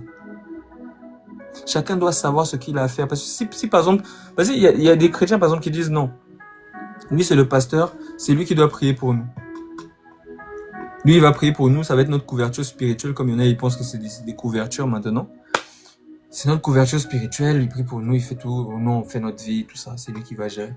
Maintenant quand ils vont voir que le pasteur va devenir fou, va tomber dans toutes sortes de bêtises, ils vont dire, ah, mais qu'est-ce qu'ils ont, mais vraiment ils sont tous fous, ils sont tous faux ces hommes de Dieu. Mais chacun doit avoir son rôle. Si une armée est bien organisée, celui-là, il sait qu'il est médecin. Il vient, lorsqu'il y a des blessés, il vient restaurer. L'autre, il sait qu'il doit être piloter le drone. Si l'autre, il sait que il doit nettoyer les armes. Si l'autre, il sait que... Donc, chacun sait ce qu'il a à faire. Il y en a qui sont dans l'administration, il y en a qui sont dans les finances, il y en a qui sont dans je sais pas moi... Si chacun sait ce qu'il a à faire, c'est pour ça que j'insiste beaucoup pour que les chrétiens connaissent leurs dons, parce que tu ne peux pas être stérile. La bonne terre et ceux qui entendent la parole, les portent du fruit. Là, on porte 30, l'autre 60, l'autre 100. C'est-à-dire, c'est minimum 30 fruits. Non, tu n'es pas stérile, tu n'as pas rien. Tu as reçu même un talent, tu as reçu. Alors travaille, parce que moi, je peux pas tout faire. Moi, je peux pas tout faire. Donc, toi, ce que tu as reçu, si tu dois prier, l'apôtre Paul, il demandait la prière. C'est un humain. Moi, je suis un humain. Donc, il demandait la prière, prier pour moi. Prier pour tous les saints. Mais si les chrétiens ne comprennent pas quelle est leur mission, ils disent non, c'est l'homme de Dieu, ne touchez pas à mes oints. Non, ils pensent que c'est l'homme de Dieu qui est oint. Mais non, eux, ils ne savent pas que l'Esprit du Seigneur est sur moi parce qu'il m'a oint. Maintenant, eux, ils ont le Saint-Esprit, mais bon, ils sont pas oints, quoi. C'est l'homme de Dieu qui est oint. Donc, c'est l'homme de Dieu qui doit jeûner, qui doit prier, qui doit être zélé. Et eux, ils ont rien à faire. Voilà pourquoi c'est le bazar dans leur assemblée. Satan arrive à vraiment faire un travail remarquable. Parce que personne n'est à son poste. Mais une assemblée où chacun sait où il doit être. Et même s'il est persécuté, il persévère dans son travail. Croyez-moi que c'est une assemblée qui est soudée, qui est organisée et elle porte du fruit. Mais si c'est seulement des personnes qui, voilà, désolé, mais des bébés qui sont tous là, tous en train de se plaindre, chacun, personne ne sait ce qu'il a à faire. Ils pensent qu'ils sont venus là pour, voilà, accompagner, regarder, oh c'est bien ici, c'est pas mal, hein. Elle est bien votre assemblée, j'aimerais bien vous rejoindre. Mais qu'est-ce que tu fais? Réveille-toi. Tu as reçu quelque chose. Tu n'es pas stérile. Il y a plusieurs dons. Même conseiller, c'est un don. Fortifier, c'est un don. Enseigner, c'est un don. Prophétiser, c'est un don. Le don d'interprétation des langues, le don d'interprétation des songes, des visions, c'est des dons. La guérison. Peut-être tu as le don de guérison, mais tu vas jamais savoir parce que tu n'as jamais imposé les mains à quelqu'un. Dans ta tête, c'est les apôtres et les prophètes qui doivent imposer les mains aux malades. Et comment tu vas savoir que tu as le don de guérison? Tu penses que c'est moi qui vais te dire que tu as le don de guérison? Il faut qu'il y ait une prophétie qui dise « Oh, tu as le don de guérison. » Mais bouge-toi. Tu as reçu quelque chose de la part de Dieu. Et tu n'es pas venu sur la terre pour être là. Tu as quelque chose à faire. Si peut-être tu as un projet, on va même t'accompagner. L'église va t'accompagner pour cela. Parce qu'il y en a, par exemple, moi je peux pas tout faire. Peut-être il y a un frère, il va venir, il a ce don-là, je sais pas, il veut faire un orphelinat ou il veut qu'on fasse des maraudes, qu'il veut qu'on fasse des évangélisations, il veut qu'on fasse, je sais pas, peu importe. Mais là, on peut maintenant s'organiser pour mettre cette vision, faire avancer cette vision. S'organiser. Donc, il faut juste savoir ce que on a reçu. Il y en a qui ont le don de libéralité, d'hospitalité, pour intercéder, etc. Et ça, c'est, en fait, on doit tous aspirer au don spirituel. Il y a des gens qui disent, non, lui, il a ce don-là, lui, il a ce don-là. Mais toi aussi, tu dois pardonner. C'est pas seulement celui qui a le don de la miséricorde qui doit pardonner. Toi aussi, tu dois faire des bonnes œuvres, même avec tes biens. C'est pas seulement celui qui a le don de libéralité. Donc nous tous, même moi par exemple, j'ai pas forcément reçu le ministère par exemple de l'intercession. Mais il y a des fois où je dois prier. Je dois jeûner. Je dois me faire violence. Donc ne nous bornons pas par des faux raisonnements. On a reçu des dons. Des fois, il y en a, le Seigneur va leur donner une maison, va permettre qu'ils aient une grande maison. Mais c'est pour accueillir les saints. C'est pour exercer l'hospitalité. Peut-être. Donc, il y a beaucoup de choses à faire. C'est pas pour être dans son coin, attendre que la journée passe, la vie passe, je suis là avec ma petite famille, tout ça. Non. C'est pas que ça. Donc, on a tous reçu du Seigneur. On a tous reçu du Seigneur. L'organisation, c'est un don. Tu viens quelque part, tu vois que, ça serait bien qu'on puisse acheter ça. On puisse mettre des chaises parce que là, on est toujours debout. Ça serait bien qu'on puisse acheter un barbecue parce que quand même, lorsque là, il fait beau, c'est l'été, les gens n'auraient jamais pensé à ça. Ça fait longtemps qu'ils sont debout, ils n'ont jamais pensé à acheter une chaise. Ils n'ont jamais pensé. Eux, ils étaient là, alléluia, alléluia. Mais maintenant, on a mis des chaises, etc. Tout ça, c'est aussi des dons. Il y en a, on va les appeler dans le monde, parce que dans le monde, ne vous inquiétez pas, ils exploitent tous leurs dons. Ils vont être peintres, ils vont faire des tableaux, ils vont jouer la guitare, ils vont être wedding planner, donc ils vont organiser même les mariages, etc. Chacun a ses dons. Et il les met en pratique. Et dans l'église, vous avez tous reçu quelque chose que vous pouvez mettre en pratique pour les saints. Car le véritable amour, c'est de servir le Seigneur. Et servir le Seigneur, c'est de servir les saints. C'est à cela qu'on va vous reconnaître que vous êtes des enfants de Dieu. Je termine avec cette écriture, Hébreux.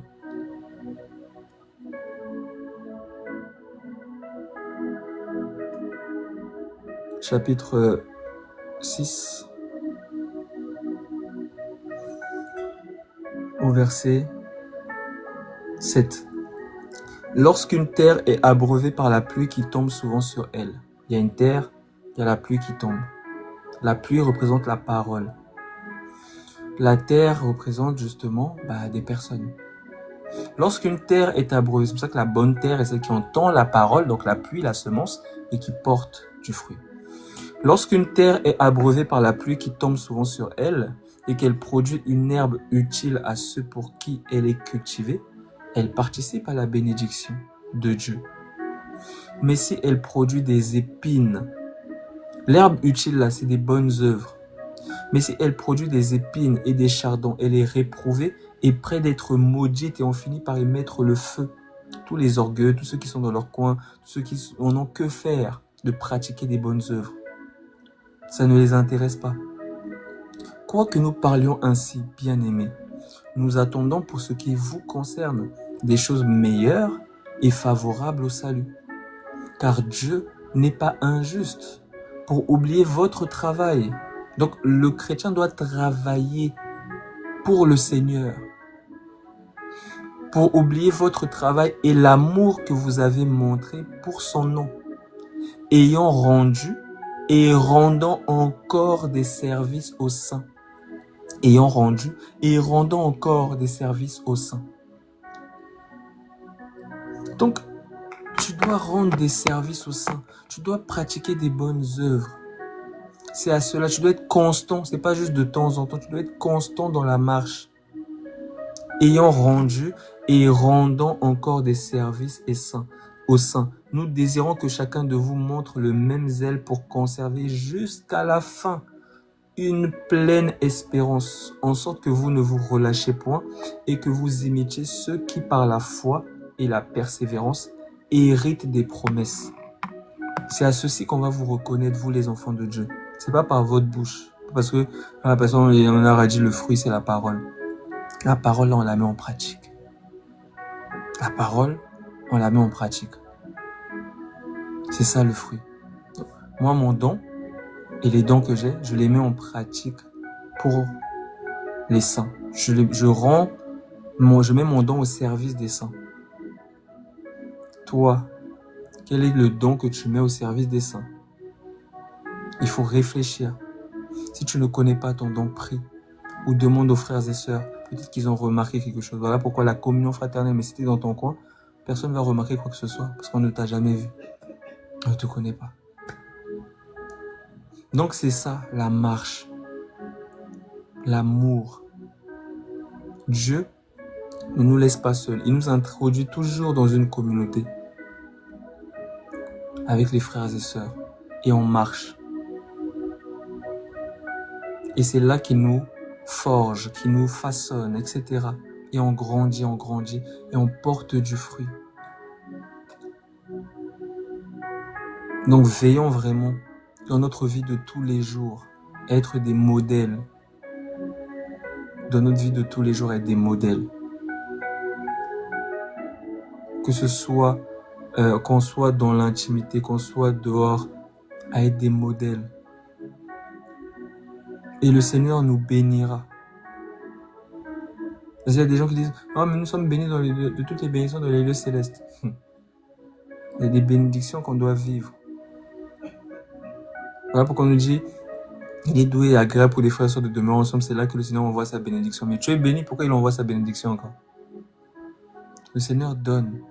Il y a des bénédictions qu'il donne lorsqu'on travaille, lorsqu'on pratique l'amour, lorsqu'il ajoute. Il ajoute.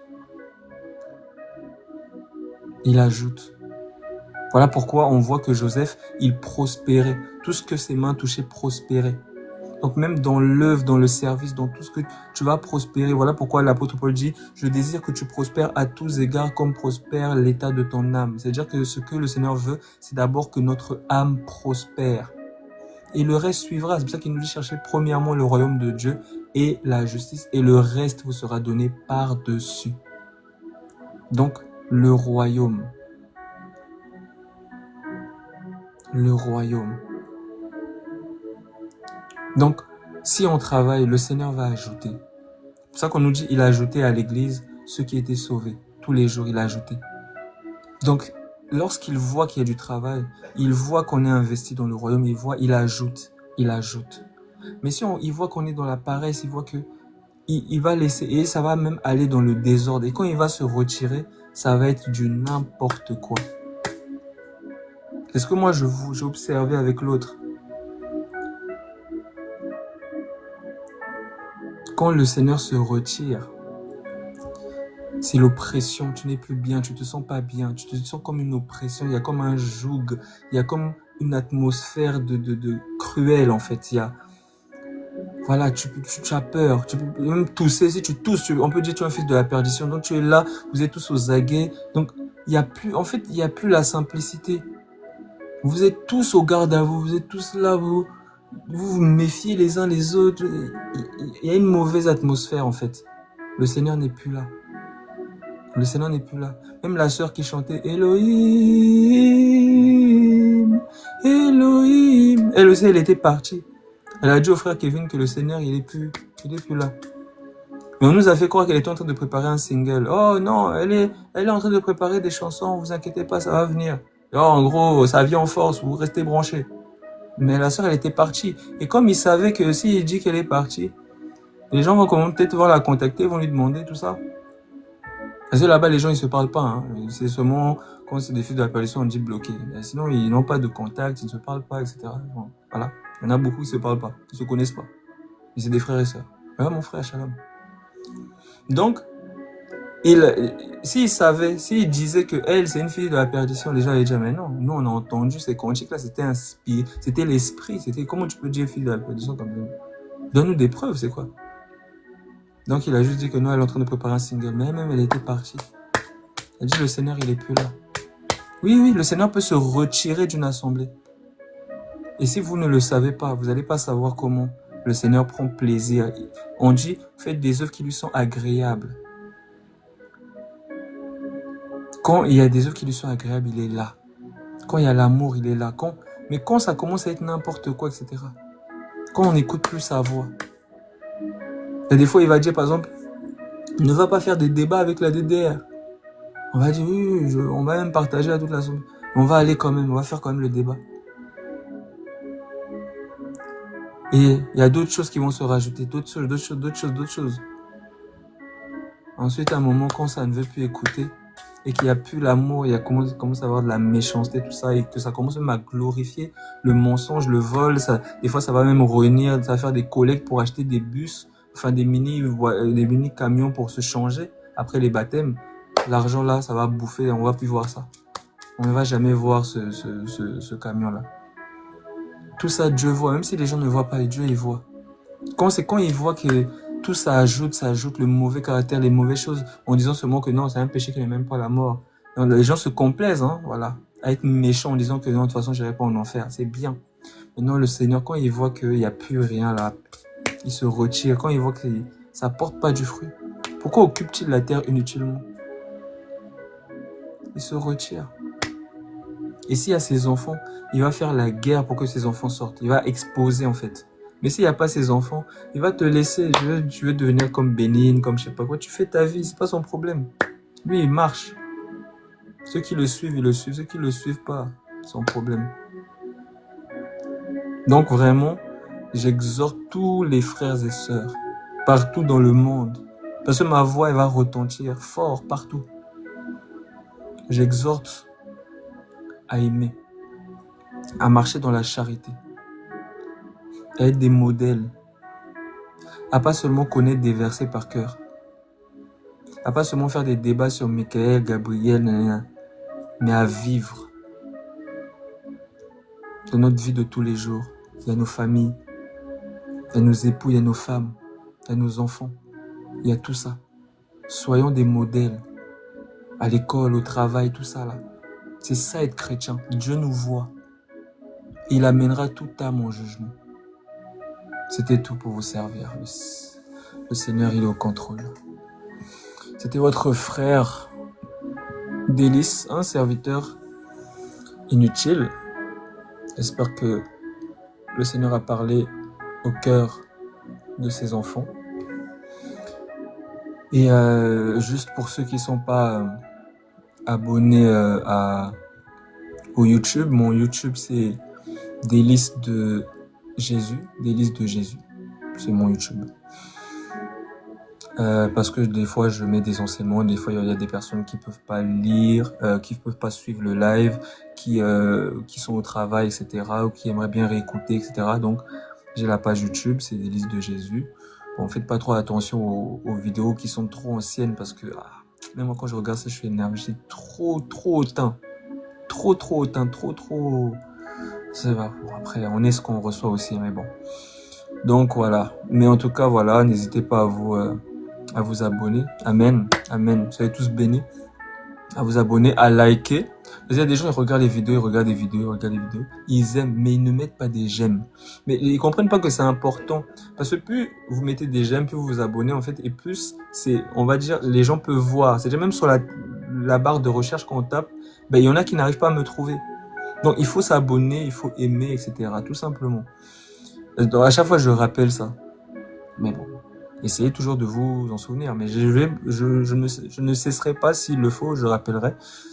Il y a aussi des listes de Yahweh sur Instagram, des listes de YHWH, Yahweh, YHWH, des listes de Yahweh. Et sur Instagram, parce que je dois faire des lives sur Instagram, mais j'ai pas encore atteint les 1000 abonnés. Avant, il n'y avait pas besoin de 1000 abonnés pour faire des lives sur Insta. Je faisais mes lives sur Insta.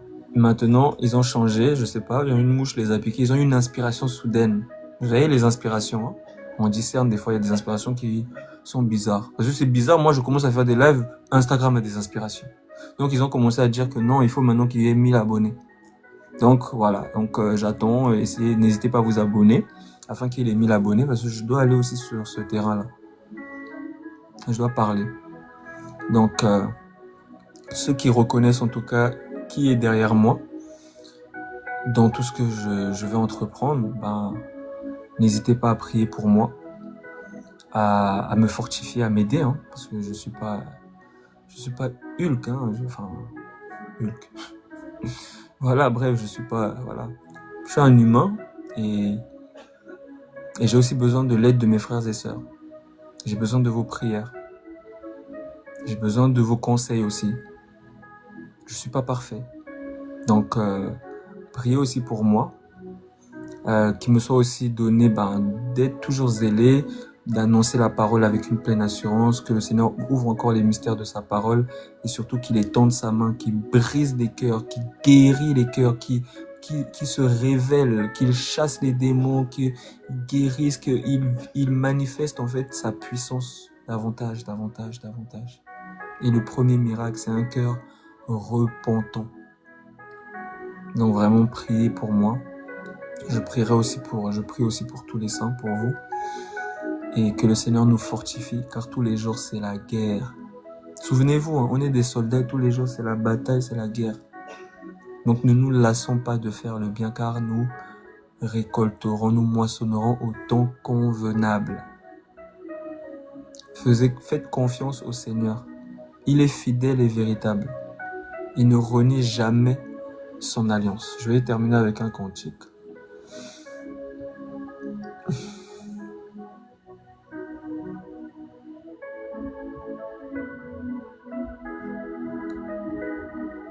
Je voulais chercher le cantique fidèle, fidèle, fidèle, fidèle, fidèle est notre Dieu. Je sais pas si quelqu'un connaît. Si quelqu'un connaît, j'aimerais bien qu'il puisse monter, nous chanter.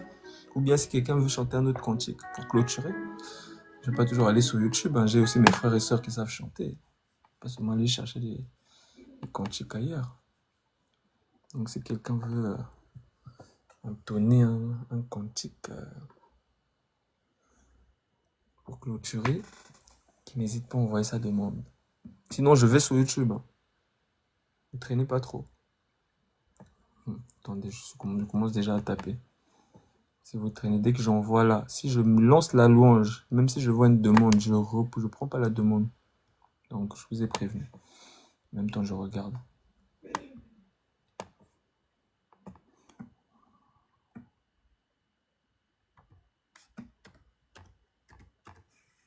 Moi, je n'ai que Jésus, oh. Si tu me l'enlèves, je n'ai plus rien.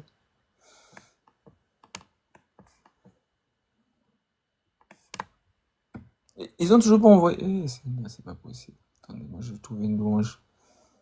Et si je dialogue trop avec vous.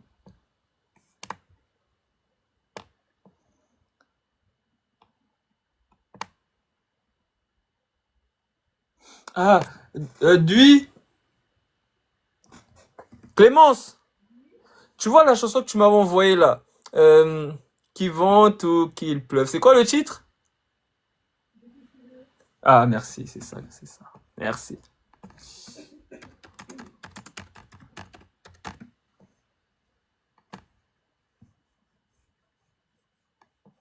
Moi, je l'appelais Dui, c'est notre petit surnom. C'est notre petit surnom, Dui. Parce que quand on mangeait des sandwichs, on s'appelait Dui, Duitch, tout après. Cherchez pas à comprendre.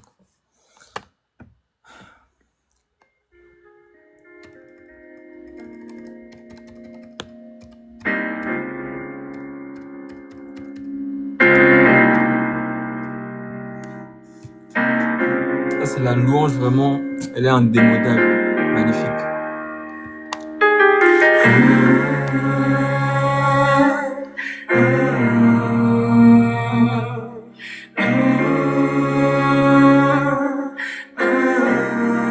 Elle a 2,5 millions de vues. Elle est tellement simple à louange. Oula. Elle est tellement simple à louange. Elle est tellement... le clip, il est tellement simple. Magnifique.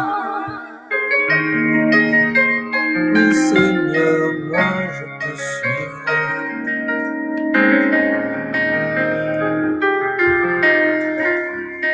Et ça résume un peu la prédication. Ah, la sœur princesse, on sait même pas aider. Même toi-même, on sait pas tuer. Même le frère Mathieu, on sait pas aider.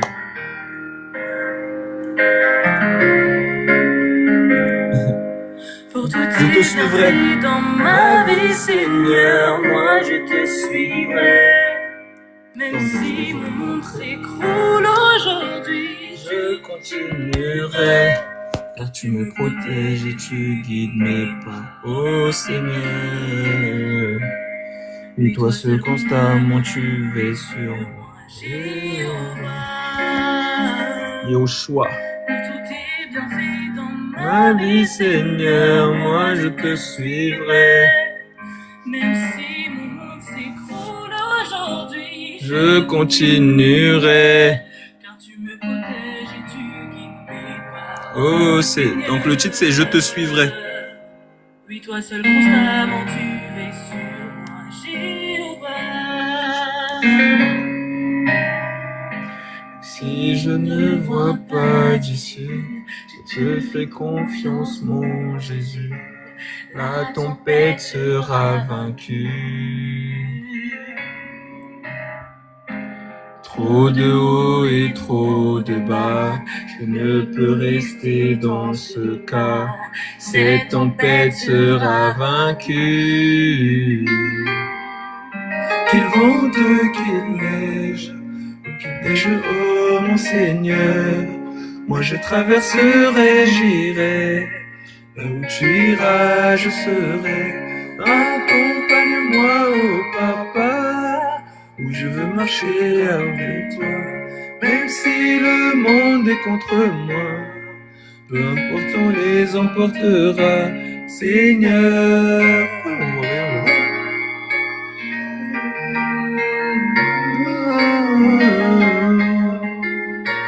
Désolé, sa luminosité devant, on voit pas bien. Si je ne vois pas d'issue, je te fais confiance, mon Jésus. La tempête sera vaincue. Trop de haut et trop de bas, je ne peux rester dans ce cas. Cette tempête sera vaincue.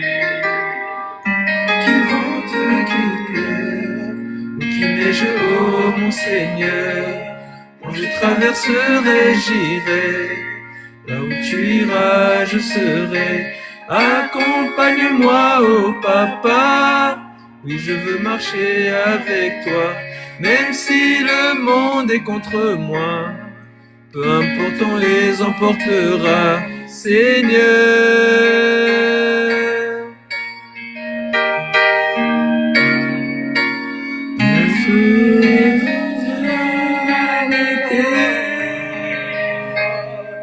Afin que nous soyons tous sauvés.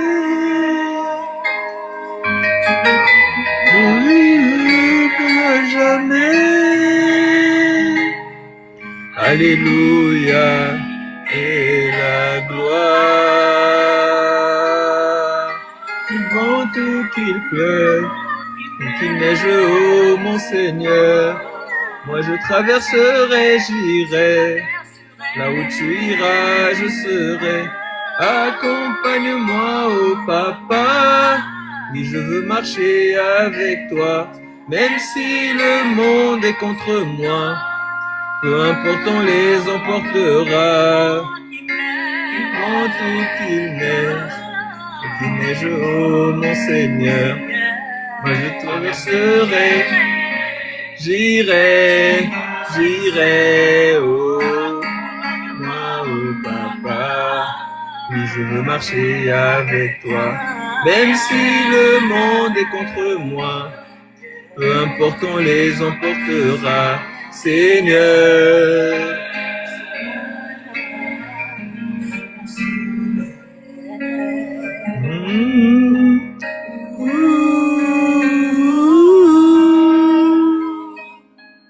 Alléluia. Alléluia. Oula. Comment on fait pour tourner? Donc voilà, en tout cas, que le Seigneur vous bénisse, peuple du Seigneur. Qu'il nous garde dans la simplicité de l'évangile et que nous puissions porter du fruit partout où nous sommes. Et en tout cas, voilà, on reste branché. C'était votre frère Délice, un serviteur inutile, un coq qui chante. Vous voyez le coq là qui a chanté pour arrêter l'apôtre Pierre dans sa folie là. Voilà, moi je suis comme ce coq. Vous voyez l'âne de Balaam, l'âne qui disait à Balaam qu'il voulait pas que Balaam aille faire n'importe quoi, qui essaie de le freiner. Balaam mettait des gifles sur l'âne. Je suis un peu comme cet âne là. Hein, voilà, un serviteur, juste un coq, une petite voix comme ça, quelqu'un que le Seigneur a décidé de utiliser comme ça pour, voilà, pour parler. Donc voilà, en tout cas,